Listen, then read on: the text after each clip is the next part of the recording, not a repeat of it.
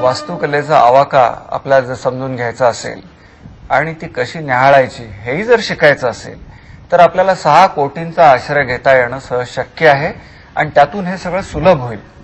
त्या 6 कोटी कुठल्या तर पर्यावरणीय किंवा आदिम ही पहिली कोटी, दुसरी लोकवास्तुकला, तिसरी धर्मनिगडित वास्तुकला, चौथी गरजू वास्तुकला, 5वी विकाऊ वास्तुकला आणि 6वी कला वास्तुकला। आणि ही सगळ्या कोट्या न्याहाळताना आपल्याला वास्तुकलेचे घटकही समोर ठेवावे लागतील। ते घटक कुठले तर जमीन, भिंत आणि छप्पर, दरवाजे, खिडके सुद्धा। तर या सगळ्यांना यांचं स्वरूप काय आहे एखाद्या वास्तूमध्ये हे बघणं फार आवश्यक ठरतं। आता हे बघत असताना आपण आता धर्मनिगडित वास्तू अधिक जवळून न्याहाळूया।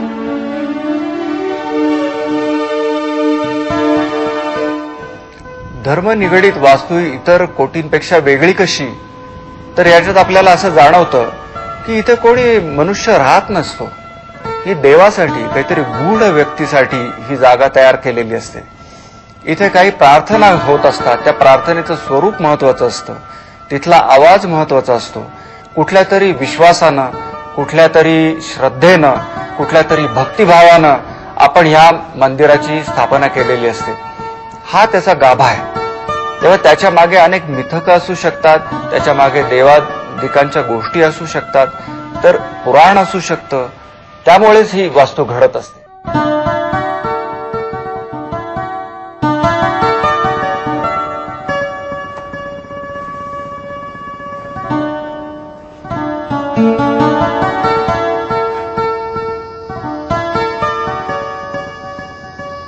ख्रिस्तपूर्व 1ल्या शतकात सुरू केलेली पांडव लेणी, बौद्ध पांडव लेणी।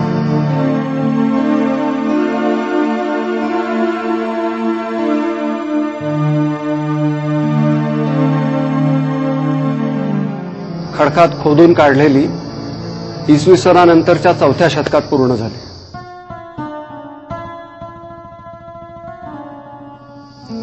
यांच्याकडे पाहिल्यानंतर आपल्याला आश्चर्य वाटतं की कोण इथे येऊन कशाला राहिलं असेल, कोणी खोदून काढले असतील, कशाला हा उपद्व्याप, चांगल्या शहरात राहायचं ते सगळं सोडून इथे यायचं, इथे सुरक्षितताचा अभाव, पाणी असेल का नाही, इथे आडोसा मिळेल का नाही, सगळंच विस्मयकारक, बुद्धीला अचंबा वाटणार, बुद्धीच्या आकलनाच्या पलीकडचं। पण आपण धर्माकडे बघितलं तर आपल्याला कळतं की धर्मच बुद्धीच्या आकलना पलीकडचा आहे। मग धर्म संबंधित जी वास्तुकला आहे ती सुद्धा काही प्रमाणात बुद्धीच्या आकलनाच्या पलीकडचीच होते, तशी ही लेणी।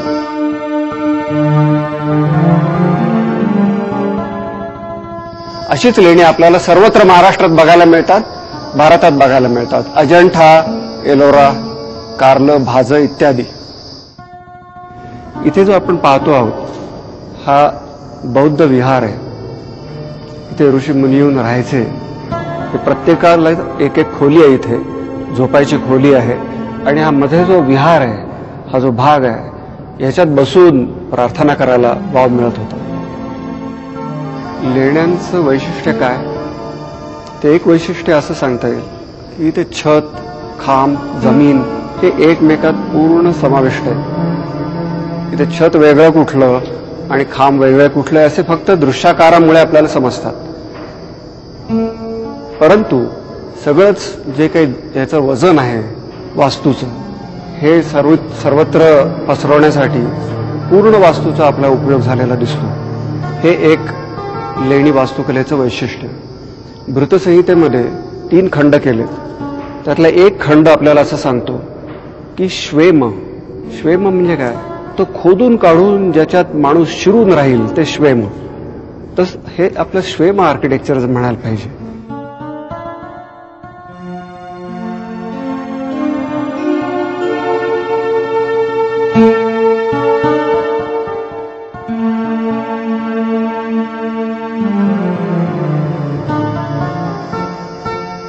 लेण्यांमधली वास्तुकला म्हणजे बांबू आणि लाकूड या बांधकामाच्या नंतरची स्थिती आहे, म्हणून आपल्याला इथे संबंध बांबू आणि लाकडाचा प्रभाव दिसतो।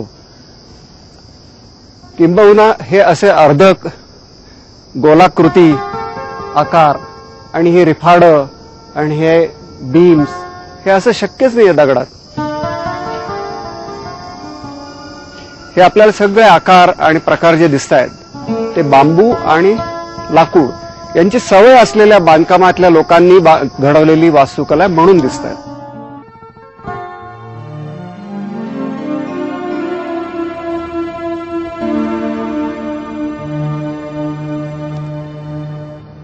दगडात खोदून काढतानाची जरी सुरुवातीची स्थिती असली तरी देखील अभियांत्रिकी ज्ञान काही कमी नव्हतं. उत्तम अभियांत्रिकी ज्ञान आपल्याला इथे दिसतं.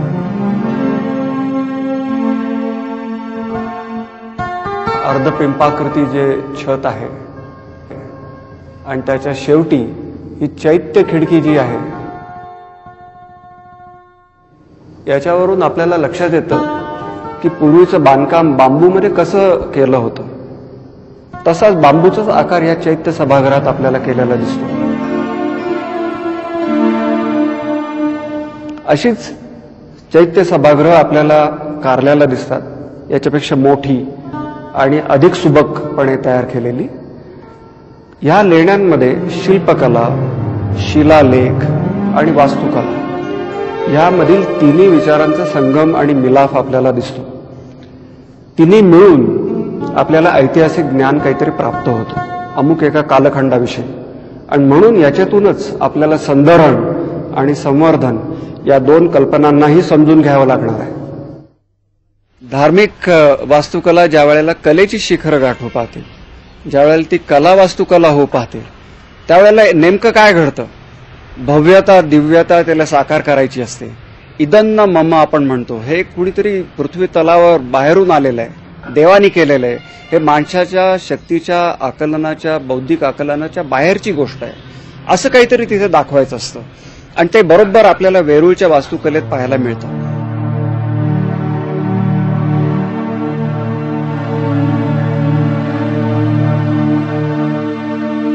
इथे 200 फूट लांबीचा खडक आणि 100 फूट उंचीचा असा खोदून काढून हे मंदिर बनवण्यात आलेलं आहे. आणि अशा पद्धतीची रचना, इतकी भव्य रचना त्यावेळेला म्हणजे 8व्या शतकात बांधता येणं सहज शक्य नव्हतंच. त्याच्या कितीतरी पटीने ही भव्यता खोदून साधली आहे. म्हणून हे rock cut type of architecture म्हणजे पहाड खोदून केलेल्या वास्तुकलेचा एक उत्कृष्ट नमुना म्हणून पाहायला पाहिजे.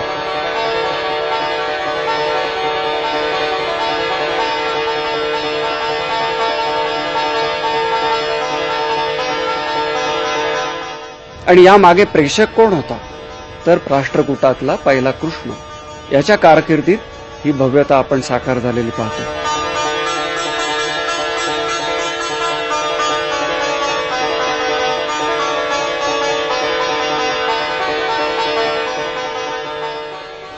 आता लेण्यांमधून आपण त्र्यंबकेश्वराची वास्तू बघूया, घडीव आणि बांधेसूद.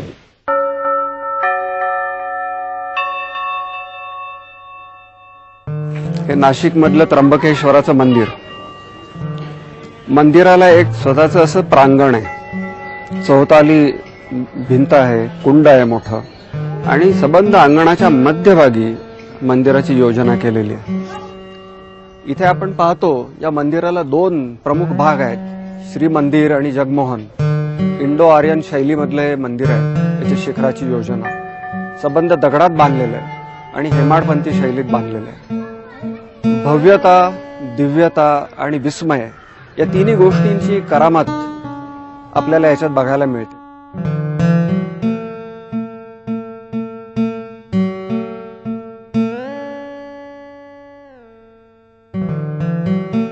हे कसं काय शक्य झालं? बघितल्यानंतर आपल्या लक्षात येतं की मंदिराच्या नखशिखांत रूपामध्ये प्रमाणबद्धता दडलेली आहे, पायापासून ते कळसापर्यंत.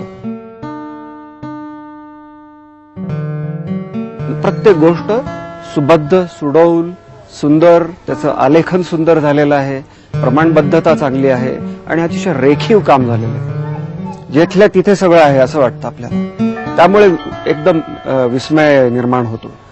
ही प्रमाणबद्धता कशापासून निर्माण केली असा जर विचार आपण केला तर आपल्याला आढळतं की पारंपरिक शास्त्रामध्ये सूर्यकिरणामध्ये दिसणारे जे धूलिकण होते, त्या धूलिकणापासून प्रमाणबद्धतेची योजना सुरू झाली.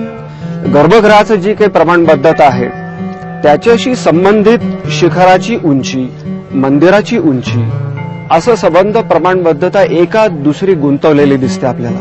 इथे आपण जर नजर टाकली शिखराकडे तर याचे ढोबळ पद्धतीने 5 भाग करता येतात. सर्वात उंच जो भाग आहे त्याला आपण म्हणतो कळस. त्याच्या खालचा जो इथे सफेद भाग आपल्याला दिसतो त्याला म्हणतो आपण अमला, म्हणजे आवळा. आवळ्याला फार महत्व दिलेलं आहे आपल्याकडे. आवळ्याला आयुर्वेदात महत्व आहे आणि त्याच्यावर आपलं संबंध आयुष्य आणि शारीरिक प्रवृत्ती आणि प्रकृती अवलंबून असल्यामुळे त्याला इतकी महत्वाची जागा मंदिरात मिळते आवळ्याला. त्याच्या खालचा भाग आहे त्याला आपण म्हणतो छप्र किंवा छप्पर. तो भाग संबंध एवढा मोठा जो काळा भाग आपल्याला दिसतो त्याला आपण छप्र म्हणतो. त्याच्या खालचा भाग जो आहे त्याला बड म्हणतात आणि सर्वात खालचं जे आहे जे जोत त्याला म्हणतात पिष्ट. असे 5 भाग आपण केलेले आहेत. त्यातल्या प्रत्येक छोट्या छोट्या मोल्डिंगला, छोट्या छोट्या वेलबुट्टीला नावं दिलेली आहेत. म्हणजे आपल्याला ह्याच्यातून जाणवतं की कारागिरीला किती प्रचंड महत्व होतं आणि किती परंपरा होती. जशी भव्य आणि दिव्य देवळं लागतात तशीच ती सर्वसाधारण, सामान्य आणि सोपी, तिथल्या वातावरणात सपखल बसणारी अशी कोकणातली देवळं बघूया. धर्मनिगडित वास्तू नागरी परिसरात आणि गावाखेड्यात ज्या पद्धतीने बांधल्या जातात त्यात संकल्पनात्मक, गुणात्मक फरक आढळतोच, पण काही मूल्य वैशिष्ट्य समानच असतात. उदाहरणार्थ मंदिराची योजना नदीकाठी किंवा तळ्याकाठी किंवा जिथं पाण्याचा उगम आहे तिथंच केलेले दिसते. सिंधुदुर्ग जिल्ह्यातील वालावली येथील हे लक्ष्मीनारायणाचं रम्य मंदिर विलक्षण सुंदर अशा तळ्याकाठी. छपरांची योजना अशी केलेली आहे की ज्यामधून हवा खेळती राहील. त्यालाच क्लिअर स्टोरी असं म्हणतात. उष्ण दमट हवेच्या ठिकाणी जेवढी हवा खेळती राहील तेवढी हवीच आहे. देवळाच्या वास्तुकला शैलीवर अनेक प्रभाव पडलेले दिसतात.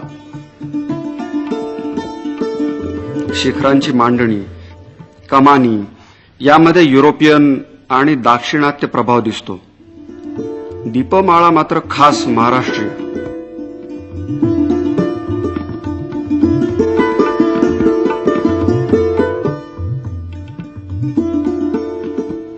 इथं हिंदू मंदिराचे मुख्य घटक म्हणजे गर्भगृह आणि सभामंडप यामधील परस्पर नातं योग्य तसंच राखलेलं आहे. सभामंडपाची लांबी रुंदी ठरते ती देवतेच्या लोकप्रियतेवर. शांतता, एकांत याचबरोबर समारंभ, कीर्तन यांच्यासाठी याच अवकाशाचा वापर होतो. फक्त त्यांचं स्थानिक रूप इथल्या संस्कृती, परंपरा, हवामान आणि साहित्य यानुसार काही मौलिक फेरफार करून रचनाबद्ध केलेलं दिसतं. उदाहरणार्थ एकदा ठरवलं की मंगलोरी कौलांनीच छप्पर साकारायचंय की रचना शैलीची दिशाही आपसुकच ठरते. लोकवास्तुकलेचं आणखी एक वैशिष्ट्य असं आहे की त्यामध्ये प्रतीक, चिन्ह यांचा कुठलीही भीड न बाळगता केलेला वापर.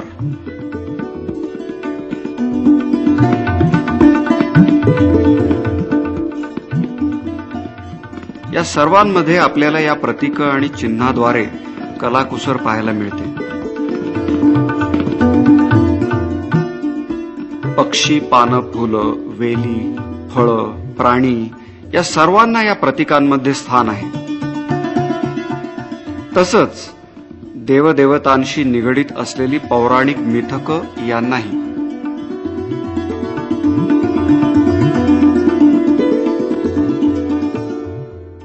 परुळ येथील हे आदिनारायणाचं देऊळ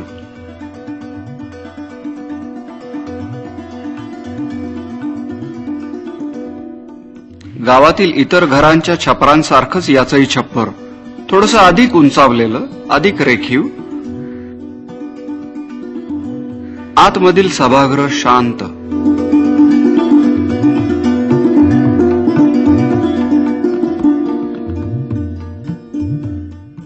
नैसर्गिक प्रकाशासाठी छपरात आणि भिंतीत झरोक्यांची योजना केली आहे.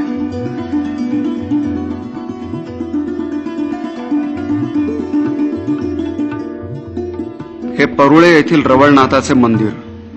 रवळनाथ हेही कोकणातलेच दैवत. यामधील भूमिती बघण्यासारखी आहे.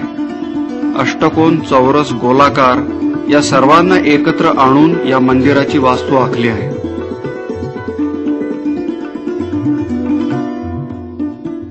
सभागृहाचा वापर अजूनही दशावताराचे प्रयोग करण्याकडे होतो. वेंगुर्ल्याची ग्रामदेवता सातेरी देवी, तिचे हे मंदिर.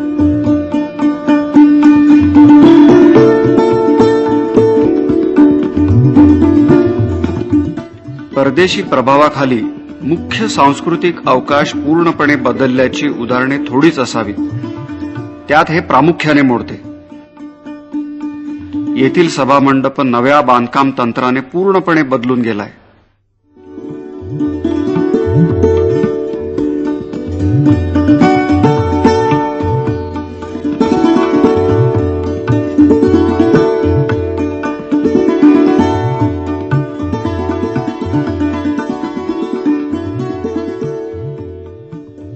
पुण्यातली सुप्रसिद्ध तुळशीबाग, खास पुणेरी वैशिष्ट्यांनी नटलेली. इथे आपल्याला धार्मिक, सामाजिक, सांस्कृतिक सर्व प्रतिमा आपल्याला बघायला मिळतात. साधारण 1761 साली बाळाजी पेशव्यांनी बांधलेली आणि नंतर नारोजी आप्पांनी त्याला वाढवलेली अशी ही तुळशीबाग. इथे तुम्ही जर नीट बघितलं तर धार्मिक, करमणूक प्रधान, म्हणजे इथे कीर्तनं होतात, लोक येऊन शांतपणे बसतात. तसंच व्यावसायिक आणि निवासी अशा 4 क्षेत्रांचं याच्यामध्ये आपल्याला पदर दिसतात आणि इतके सुंदरपणे एकमेकात गुंफलेले आहेत की बाहेरून जर आपण आलो तर बाहेर इतकं गजबजाटातला भारतीय रस्ता आणि बाजार, त्याच्यातून आपण येतो आणि इतक्या शांत अशा जागी येतो. आपल्याला बाहेरून माहिती नसतं की आतलं अंगण इतकं शांत आणि स्वच्छ आणि सुंदर असणार आहे. म्हणून ही खरी पुण्याचे वैशिष्ट्यातले वाड्याची एक दृष्टी.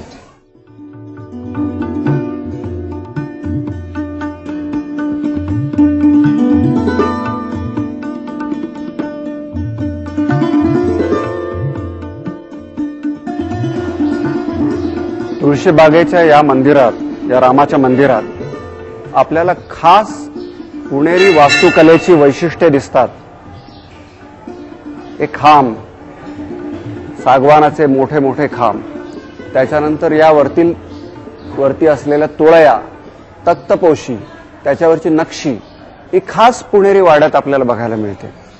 मधील या कमानी आहेत, या सुद्धा खास पुण्यातल्याच. त्याच्यावरती खरं म्हटलं तर काही वजन येतंय असं नव्हे, परंतु ह्या डेकोरेटिव्ह आहेत, नक्षीसाठी दिलेल्या कमाने, झुमरं, हे सगळी आपली वास्तुकलेतील दुय्यम तिय्यम घटकांनी नटवलेली सभामंडप आहे. हा प्रत्येक मंदिराच्या रचनेत बदल होतो, तो प्रार्थना मंदिराच्या गरजेनुसार. तेच आपण या चर्चमध्ये बघूया.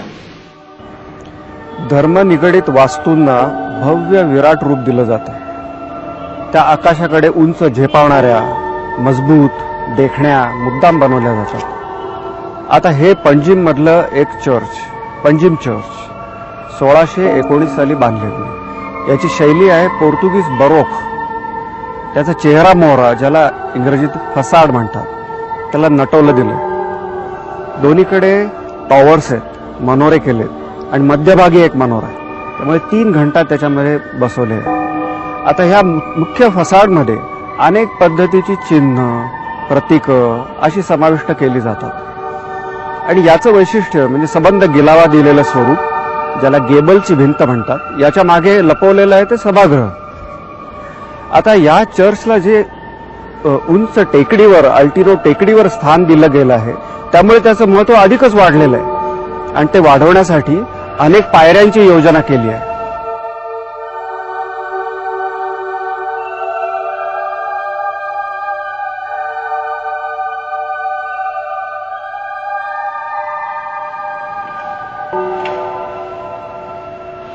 आपण पंजिम चर्चच्या सभागृहात बसलेलो आहोत. सभागृहाचा प्लॅन आपण जर पाहिला तर तो एखाद्या क्रॉस सारखा आहे. 2 आयत आहेत, एक उभा आयत आणि एक आडवा आयत. मागे जर आपण छत पाहिलं तर ते 2 अर्ध पिंपाकृती एकमेकांना छेदून गेलेले दिसतात, ज्याला डबल बॅरल वॉल्ट म्हणतात. सभागृहाच्या वरती छत तक्तपोशी जी आहे ती लाकडाने केलेली आहे. यांनी सूर रेंगाळायला मदत होते, उंची कमी होते, पाहिजे तेवढी करता येते. कुठल्याही प्रार्थना मंदिरामध्ये वातावरण निर्मितीला अतिशय महत्त्व दिलं जातं. वातावरण गूढ पाहिजे, धीर गंभीर पाहिजे, जिथे संगीताचे सूर रेंगाळले पाहिजे. इथे जे वातावरण निर्मिती केली आहे ते आपण बघतो, सोनेरी रंगानी सजवलेले आहेत ऑल्टर्स, त्याच्यात नक्षीकाम केलेलं आहे. याला ज्या 5 वेदी आहेत त्या विलक्षण वेधक आणि सुंदर अशा बनवलेल्या आहेत. तर तिथे आपलं लक्ष खेचून घेतलं जातं. पूर्वी धर्मभाष्य करण्यासाठी पुलपिटची जागा इथे होती, आता ती सभागृहाच्या समोर आलेली. तर हे काही कालानुरूप झालेले बदल आपल्याला सभागृहात दिसतात. सभागृहाच्या भिंतीवरती मिथक, आयकॉनोग्राफी, आयकन्स ह्या ज्या गोष्टी निगडीत धर्मनिगडीत गोष्टींच्या बरोबर केलेली सजावट आपल्याला दिसून येते.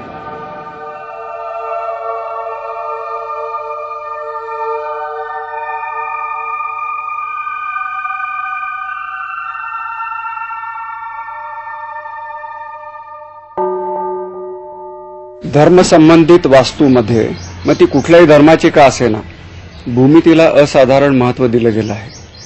आता इस्लामी वास्तुकलेतच बघा की भूमितीद्वारे प्रमाणबद्धता, कॅलिग्राफी आणि डौलदारपणा हा कसा साधला गेलाय याचं विलक्षण सुंदर आपल्याला वास्तू अनुभव भारतामध्ये बघायला मिळतात. जशा मशिदी तशाच कबरी. आता बीबी का मकबराच बघा, चित्रमय, भासमय, विराट, भव्य, दिव्य आणि एखाद्या आसावर असं बेतलेलं, समतोल आणि दोन्ही बाजूला सारखं असं केलेलं हे संबंध मुघल शैलीचं वर्णन करावं लागेल की ज्याच्यामध्ये मुख्य असं काही फंक्शन नाहीये, काही उपयुक्तता याच्यात काय आहे का नाहीये, तर याच्यात करमणूक आहे, याच्यामध्ये एक वास्तूचा अनुभव आहे.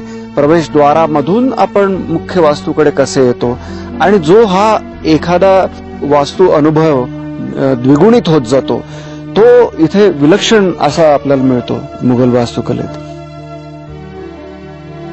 मुघल वास्तुकलेचे आणखी वैशिष्ट्य म्हणजे खेळतं पाणी, कारंज, नंतर कास्केड्स ज्याच्यावरून पाणी घसरत असा सोडलेले, माशाच्या खवल्यासारखे त्याला आपण एक पोत दिलेला आहे ज्याच्यावरून पाण्याचा आवाज, पाण्याचं कारंज आणि या सगळ्या गोष्टींमुळे एक सौंदर्य निर्माण होतं.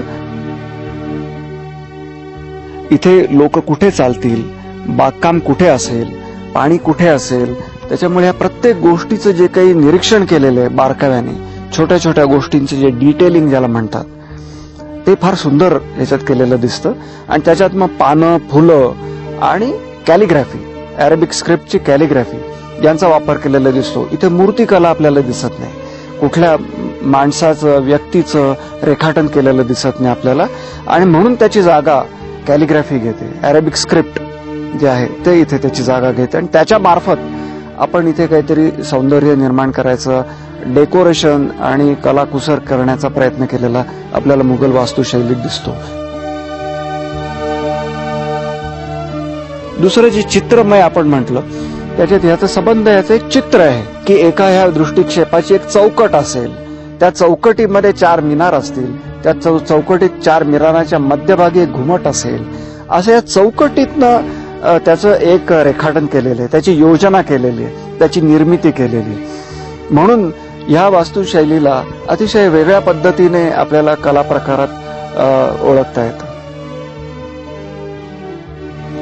बांधकाम तंत्रातनं सौंदर्य कसं निर्माण करता येईल असा जर आपण विचार केला तर आपल्याला लक्षात येतं की हे मुघलांना अतिशय चांगलं माहिती होतं. इथे तर बघितलं की आता नमाज पडायची जागा आहे, मुख्य स्मारकाच्या बाजूचा हा मांडव.